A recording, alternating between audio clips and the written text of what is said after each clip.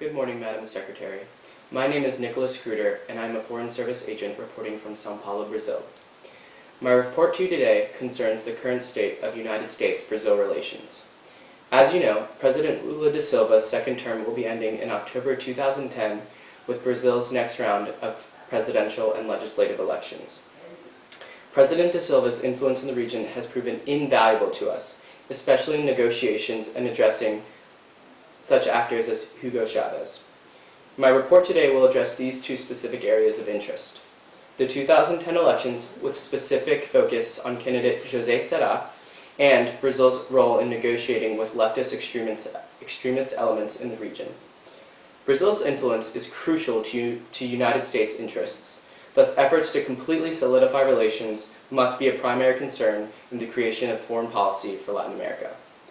However, despite recent diplomatic successes, such as Lula's visit to the White House and the Summit of the Americas in Trinidad and Tobago 2 weekends ago, it is clear that there are still obstacles when cooperating on certain issues.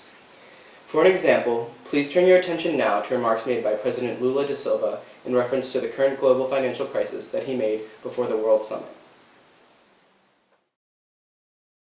Temos o direito de permitir que sejam os pobres, que viajam o mundo à procura de uma oportunidade, de um emprego, de um salário, de uma renda, que sejam os primeiros a pagarem as contas, de uma crise feita pelos ricos.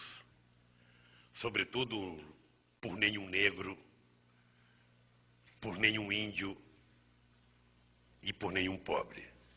É uma crise causada, fomentada por comportamentos irracionais de gente branca, de olhos azuis, que antes da crise pareciam que sabiam tudo e que agora demonstra não saber nada.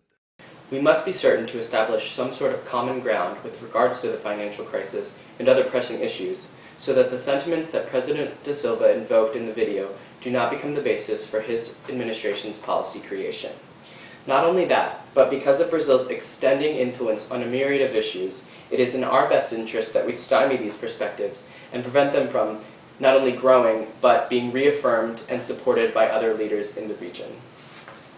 Madam Secretary, one of the main concerns about the upcoming elections in 2010 is whether or not the strides that President Lula has made in terms of his social programs and the growth of the Brazilian economy will continue with the next administration.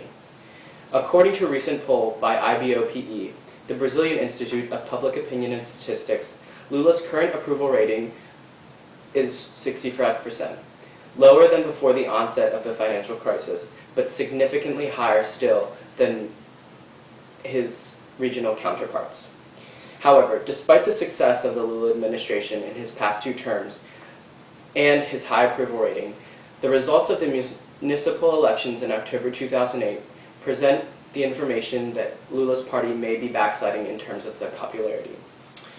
In the municipal elections in October 2008, President Lula's Workers' Party experienced significant losses in São Paulo and Porto Alegre, 2 of Brazil's biggest cities and most influential cities. The Brazilian Social Democratic Party candidate won very strongly in São Paulo by a margin of 21.4% against the incumbent candidate of the Workers' Party. This information clearly portrays the reduction of the Workers' Party stronghold in the over 5,000 municipal governments throughout the country. This decrease in the popularity of Workers' Party officials has also been witnessed in reports concerning those in the race for their party's nomination. The 2 parties that are projected to perform well in 2010 are Lula's Workers' Party and the Brazilian Social Democratic Party. The 2 leading candidates for the 2 parties are Dilma Rousseff and José Serra, respectively. Rousseff is the current chief of staff for Lula's administration and looks poised to garner her nomination as presidential candidate. Not only has she served in Lula's administration since 2003, she was also a member of the left-wing guerrilla group Vanguarda Armada Revolucionária Palmeiras in the 60s and 70s. In the other camp, José Serra is the governor of São Paulo, previously the mayor of São Paulo, and he previously worked under Fernando Henrique Cardoso, a former president of Brazil. He is also much more centrist than Lula or Rousseff.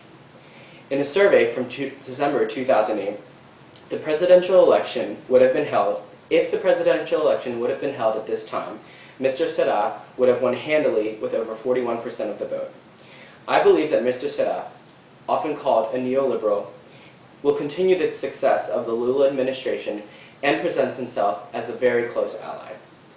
Mr. Serra represents a significant change in the dynamic of the region. With the passing of constitutional reforms in Venezuela and Bolivia earlier this year, the presence of the extreme left on the continent looks poised to continue its bullying influence, especially with regards to trade and fuel negotiations. Unlike Lula, Serra is less likely to formulate such quasi-cooperative relations with actors such as Chavez and Correa, but at the same time, he will not be excluded from any talks or determined illegitimate like in the case of Alvaro Uribe.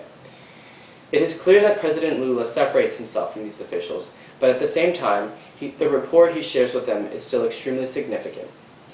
Two of the points on President Obama's foreign policy agenda refer to the expanding of diplomacy and the increasing of conversation with allies and enemies.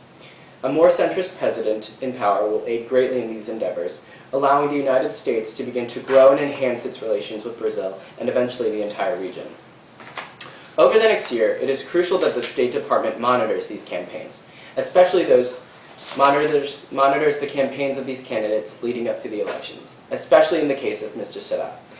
He could possibly represent one of the strongest ties the United States has had in the region in a very long time. Brazil is the most powerful and influential country in Latin America currently. The current administration represents a more moderate democratic left approach to politics in the region that has, for the past over 50 years, been defined by actors seeking to implement and carry out a Bolivarian socialist revolution. Leaders such as Hugo Chavez and Evo Morales, who were previously members of military regimes, now represent some of the stiffest opponents to U.S. interests abroad, especially those concerning the trade in the southern region of the Western Hemisphere. Chavez and Morales are also joined by Rafael Correa as extreme leftists. I will also include Mauricio Funes from El Salvador. Mr. Funes does not individually represent the extreme left, but as president of the former guerrilla group FMLN, he still has aides and advisors who maintain a leftist, militant guerrilla ideology.